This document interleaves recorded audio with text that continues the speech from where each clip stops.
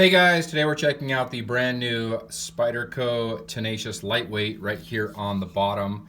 I think this was definitely a smart move by Spyderco. After all, the original Tenacious was very popular.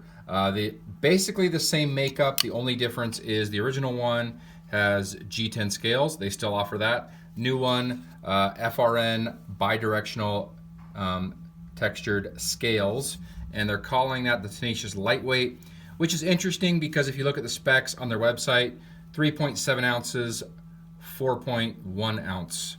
Not that much of a difference. Definitely a selling point in my opinion. I think it's more about the different materials and which suits your needs. Sometimes you want that G10 texture, the feel, the rigidity of the G10.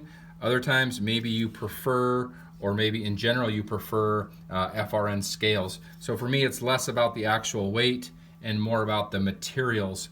I'd love to hear from you down below which you prefer. Would you go with the G10 or would you go with the lightweight FRN scales because you like the material better? So if you have a Tenacious, I'd love to hear about it. If you don't, it's a fantastic value priced folder from Spyderco. Really great tolerances for the money, and now you have two options in handle scales. So check it out, comment down below. Blade Ops.